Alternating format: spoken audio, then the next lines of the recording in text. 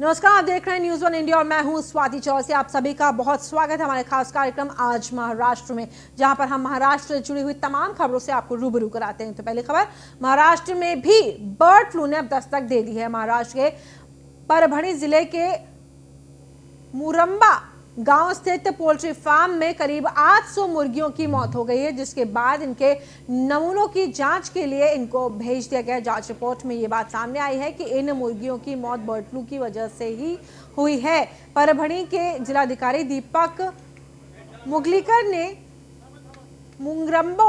मुंगरुबा के गांव के 1 किलोमीटर के दायरे में आने वाली मुर्गियों को मारने के आदेश भी दे दिए हैं। साथ ही कहा है कि इस गांव के 10 किलोमीटर के दायरे में आने वाले क्षेत्र से मुर्गियां किसी दूसरे जिले में नहीं भेजी जाएंगी। बता दें कि जिस पोल्ट्री फार्म में मुर्गियों की मौत हुई है उसे एक स्वयं सहायता समूह चलाता है।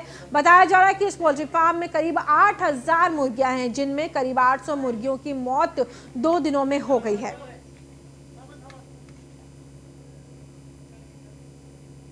तो पोल्ट्री फार्म में 800 मुर्गियों की मौत के बाद से ही हड़कंप मच गया है और डीएम ने भी तमाम दिशा निर्देश दे दिए हैं। और बर्ड फ्लू की ही वजह से इन मुर्गियों की मौत हुई है। पोल्ट्री फार्म में 800 मुर्गियों की मौत।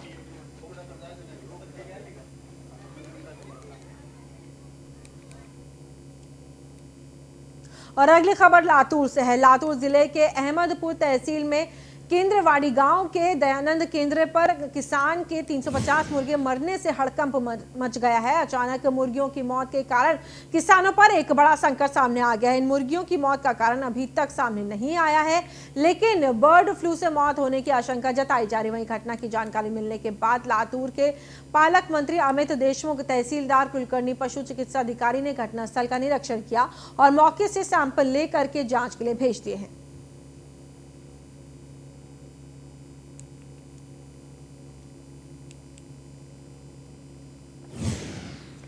भंडारा के सरकारी अस्पताल में अग्निकांड में मारे गए मासूमों की मौत के मामले में दोषियों पर कार्रवाई की मांग को लेकर के बीजेपी की ओर से जिला बंद का आह्वान किया गया है। बंद को लेकर के बीजेपी कार्यकर्ताओं ने शहर की सारी दुकानें बंद करवाई हैं। बंद को लेकर के सांसद मेंढे खुद सड़कों पर उतरे। वहीं रविवार रात को भंडारा ने एबीवीपी संगठन ने कैंडल जला करके मासूमों को श्रद्धांजलि भी दी है।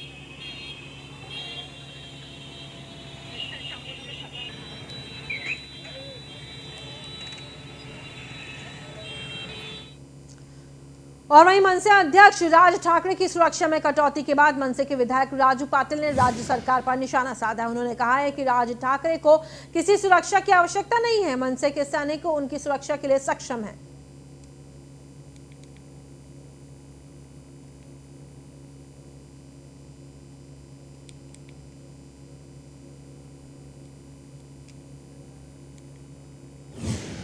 और वहीं महाराष्ट्र के अकोला जिले में पेट्रोल और डीजल के बढ़ते दामों के विरोध में राष्ट्रवादी कांग्रेस पार्टी ने बाइक की अंतिम यात्रा निकाली है। अकोला शहर के जिला युवा कांग्रेस अध्यक्ष शिवा मोहोड के नेतृत्व में बाइक की शव यात्रा निकाल करके अच्छे दिनों को श्रद्धांजलि दी गई।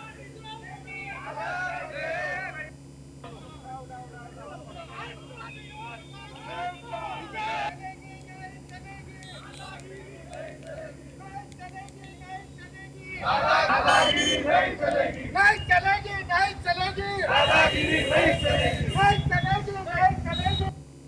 पहिला हार अकोला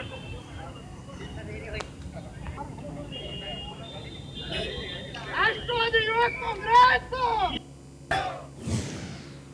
और वहीं गोंदिया जिले के भरनौली वन क्षेत्र से केशोरी पुलिस और भरनौली सशस्त्र बल ने भारी मात्रा में विस्फोटक बरामद किया है। पुलिस ने विस्फोटक बरामद कर नक्सलियों के इरादों को नाकाम किया है। जानकारी के मुताबिक पंचायत चुनाव को लेकर के इलाके में पुलिस गश्त पर थी। इस दौरान पुलिस को बोटोला से धानोरी पहाड़ियों की ढलान में एक चट्टान के किनारे कुछ संदिग्ध वस्तुएं मिली। निरीक्षण के दौरान जर्मन के 10 किलो के डब्बे में लोहे के कील, कांच, तार और काले विस्फोटक पाउडर को बरामद किया गया है।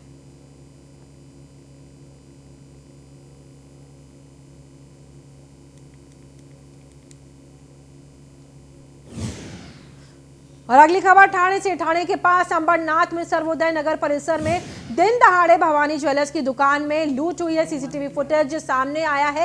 पुलिस सीसीटीवी फुटेज के आधार पर लुटेरों की तलाश में जुट गई है। आपको बता दें कि लूट के लिए बदमाशों ने विरोध करने पर फायरिंग कर दी थी, जिसमें गोली लगने से 4 लोग घायल हो गए थे।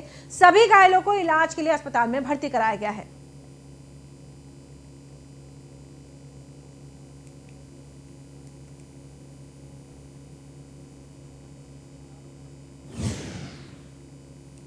और वहीं रायगढ़ जिले के पेंच शहर के सदगुरु पार्क में क्रिकेट खेलने के दौरान हुए विवाद को लेकर के एक बच्चे ने दूसरे बच्चे की हत्या कर दी। जानकारी के मुताबिक बच्ची अपने दोस्तों के साथ सोसाइटी के दोस्तों के साथ खेल रही थी अपनी सोसाइटी में, और क्रिकेट खेल रहा था बच्चा। खेलते समय बच्चों के बीच खेल को लेकर के बहस हो गई। एक बच्चे ने प्रेम के सिर पर बल्ले से हमला कर दिया, जिसमें बच्चे की मौके पर ही मौत हो गई। वहीं सूचना मिलने पर मौके पर पहुंची पुलिस ने बच्चे को हिरासत में लेकर सुधार गृह भेज दिया है और मामले की जांच शुरू कर दी है।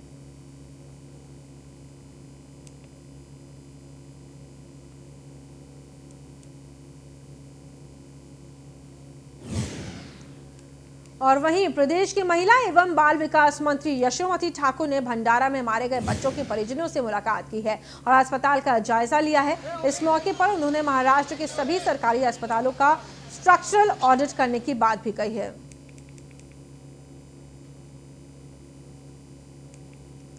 और अगली खबर आपको बता दें, जो आ रही भंडारा से। भंडारा सरकारी अस्पताल में मृत मासूमों के परिवार को 10 लाख रुपयों की मदद के लिए वंचित बहुजन अघाड़ी ने प्रदर्शन किया है। महाराष्ट्र सरकार की ओर से मृत शिशुओं के परिवार वालों को 5 लाख रुपयों की आर्थिक सहायता की घोषणा की गई है। इस दौरान आंदोलनकारियों ने मुख्यमंत्री ठाकरे के खिलाफ नारेबाजी भी की। नहीं चलेगी, नहीं चलेगी। एवढं बोलून मी मात्र या ठिकाणी 2 शब्द थांबवतो।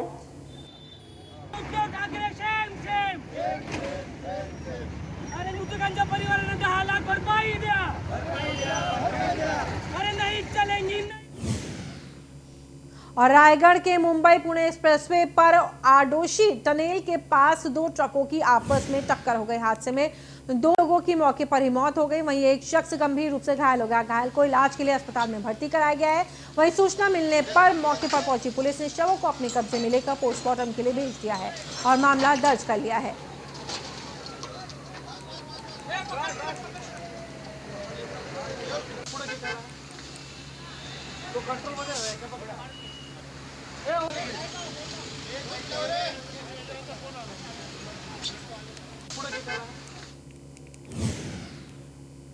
और अगली खबर पुणे से। पुणे और पिंपरी चिंचवड़ में 2 अलग अलग सड़क हादसों में 3 लोगों की मौत हो गई और 9 यात्री घायल हो गए। सभी घायलों को इलाज के लिए अस्पताल में भर्ती कराया गया है। पहला हादसा पिंपरी चिंचवड़ में हुआ, जिसमें एक शख्स की मौत हो गई। वहीं दूसरा हादसा पुणे के भूमकर पुल पर हुआ है, जिसमें 2 ट्रकों की टक्कर में 2 लोगों की मौत हो गई है।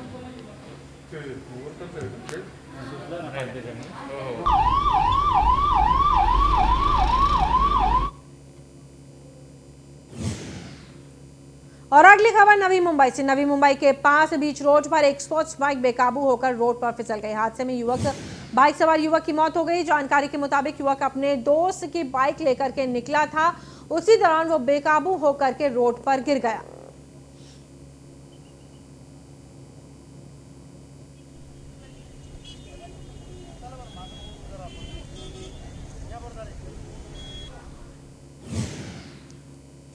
और भारत में शादियां बड़ी खुशी का अवसर होता है। समारोह कभी कभी कई दिनों तक चलता है और इसकी तैयारी महीनों पहले से ही शुरू कर दी जाती है। इन समारोह में लाखों और करोड़ों रुपए पानी की तरह बहाए भी जाते हैं। हजारों लोगों के खाने का इंतजाम किया जाता है। लेकिन ठाणे जिले के भिवंडी में हुई एक शादी फिलहाल चर्चा का विषय बनी हुई है। शादी में ना तो लोगों का जमावड़ा था, ना ही पैसे खर्च किए गए। दरअसल संत रामपाल जी महाराज की अनुयायी नितिन शिंदे, जो ठाणे के रहने वाले हैं, उनकी शादी भिवंडी की रहने वाली शुभांगी खवले से रविवार को काल्हेर गांव के स्वराज कॉम्प्लेक्स में हुई। इन दोनों परिवारों ने बिना 1 रुपया खर्च किए ये शादी करके एक मिसाल पेश की है।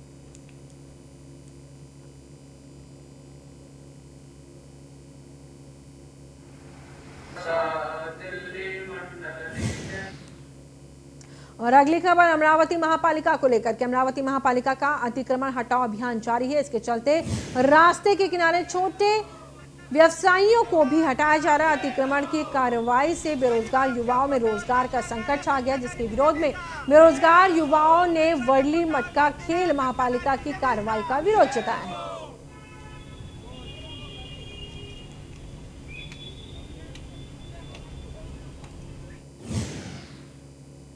और साल 2019 में हुई यूपीएससी के लिए हुए मेन परीक्षा का रिजल्ट घोषित हो गया। इस परीक्षा में महाराष्ट्र के जालना के आपको बता दें कि सत्य कुमार उपाध्याय ने 16वां स्थान प्राप्त किया है। आपको बता दें कि सत्य कुमार ने 4 बार असफल होने के बाद ये सफलता हासिल की है।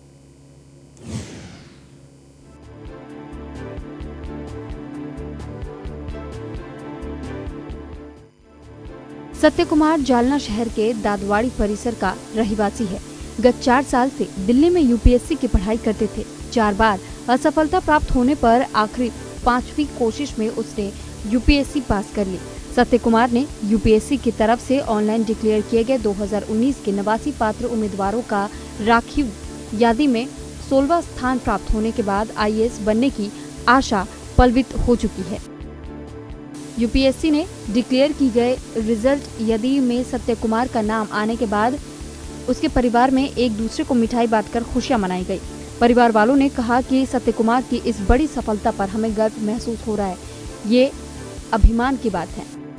यूपीएससी की पढ़ाई करने वाले छात्रों ने एनसीईआरटी की किताबें पढ़कर कम से कम 10 घंटे की पढ़ाई करना चाहिए, ऐसा सुझाव सत्य कुमार ने दिया।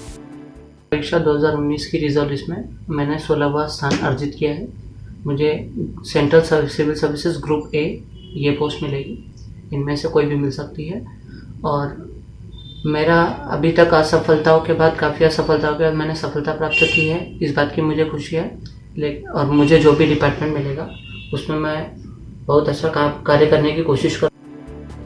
सत्य कुमार उपाध्याय का प्राथमिक पढ़ाई 2007 तक जालना के राष्ट्रीय हिंदी विश्वविद्यालय में हुआ है। 2009 तक महाविद्यालय पढ़ाई जेईएस महाविद्यालय में हुआ है।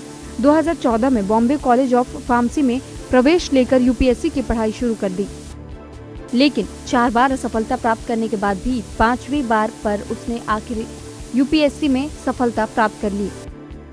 समझने पर बहुत खुश हूँ, हमारे पूरे परिवार बहुत खुश हैं भैया। बहुत अच्छी पढ़ाई की। पढ़ाई में तो हमको लोग की ये गारंटी थी कि बच्चा कोई उथम नहीं है, उसकी पढ़ाई बहुत दिल लगा के पढ़ा। हमेशा अपने कैरियर पर ध्यान रखा, तो समझ लो ये 10वीं में जब था तो 89% मार्क लाया। तो मैंने उसको बोला कि भाई देखो तुम बहुत ही अच्छे बन सकते हो, तुम्हारा कैरियर बहुत अच्छा होगा। वो बात आज उसने सफल करके दिखाया। बता दें कि महाराष्ट्र के पिछले जिलों में जालना जिले का नाम आता है, लेकिन पिछले कुछ वर्षों से जालना के छात्रों का सिविल परीक्षाओं की ओर खिंचाव बढ़ा है। 4-5 वर्ष पहले जालना के एक छोटे से गांव के रिक्शा चालक के बेटे अंसार शेख ने महज 21 साल की उम्र में यूपीएससी का एग्जाम पास कर आईएएस बन गए। न्यूज़ 1 इंडिया के लिए जालना से गणेश जाधव की रिपोर्ट।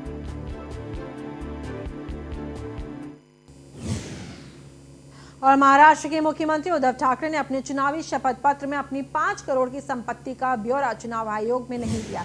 ऐसा आरोप करते हुए भाजपा नेता किरीट सोमैया ने इसकी शिकायत भारतीय चुनाव आयोग से की है। महाराष्ट्र के मुख्यमंत्री उद्धव ठाकरे जी ने 5 करोड़ की अपनी संपत्ति कोरले अलीबाग के 19 बंगलों जानते हुए जो अपनी पत्नी के नाम पे थे वो चुनाव के इलेक्शन एफिडेविट में नहीं दिखाए।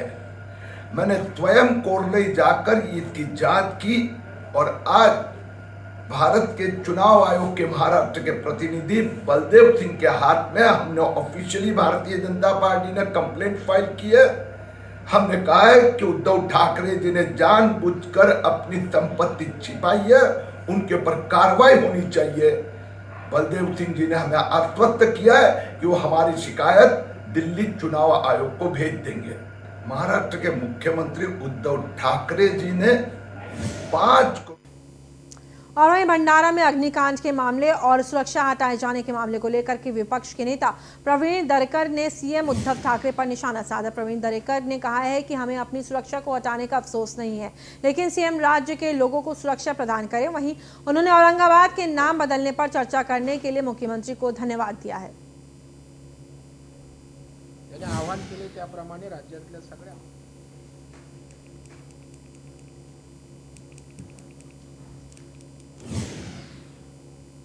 असफलता उन्हीं को मिलती है जो अपने प्रयासों को बंद नहीं करते बल्कि कड़ी मेहनत करते हैं। महाराष्ट्र के लातूर जिले में एक कपड़ा व्यापारी ने लॉकडाउन के चलते अपना धंधा बंद नहीं किया, लेकिन फिर भी आज वो हर महीने लाखों रुपए कमा रहे हैं। देखिए हमारी एक खास रिपोर्ट में।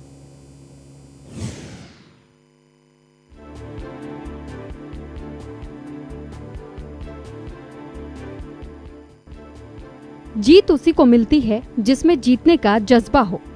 ये हम नहीं कह रहे हैं, बल्कि कर दिखा है लातूर जिले के औसा तहसील के रहने वाले कपड़ा व्यापारी विरोचन अंबूरे ने।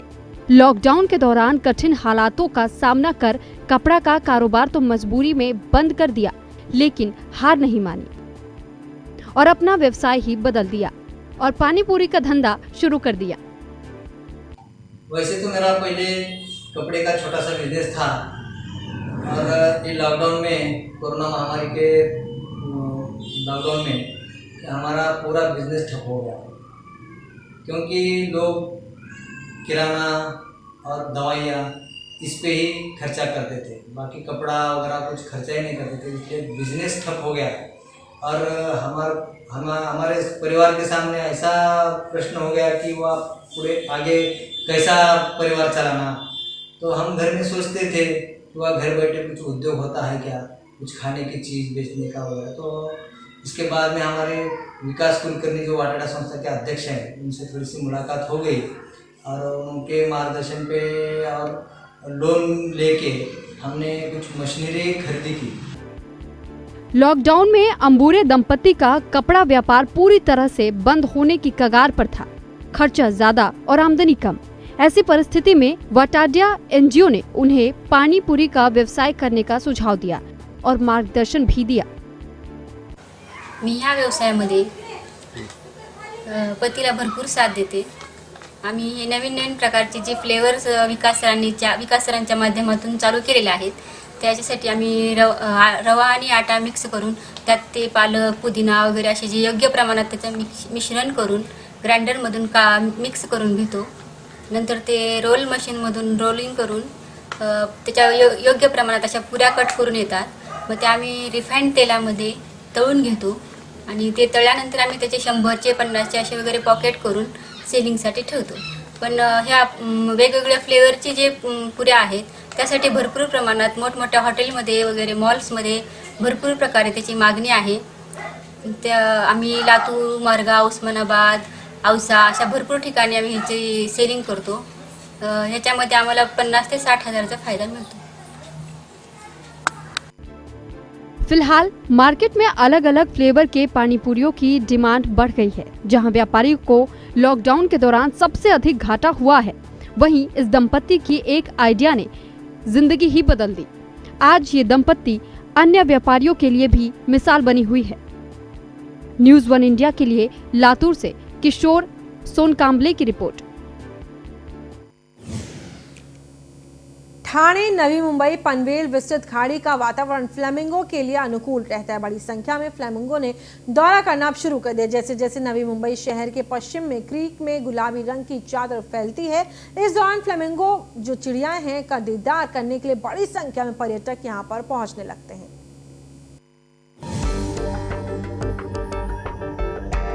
जहां एक ओर बढ़ते शहरीकरण और औद्योगिकीकरण की वजह से प्रकृति को लगातार नुकसान पहुंच रहा है, बाग बगीचे और खेती को खत्म कर बहुमंजिला इमारतें बनाई जा रही हैं, वहीं कई पक्षी विलुप्त हो गए हैं। भारत में मौसम के बदलाव के साथ कई विदेशी पक्षियों ने भारत का रुख करना शुरू कर दिया है।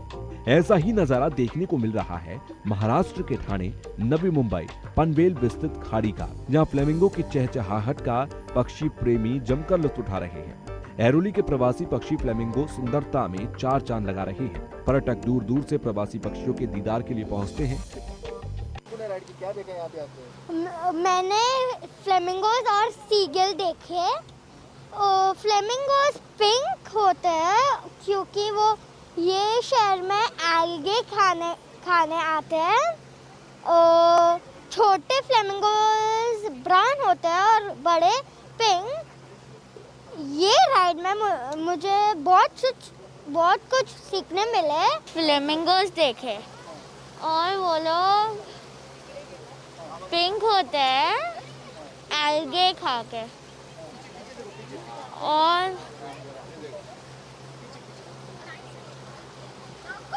वो पिंक और ब्राउन कलर के थे।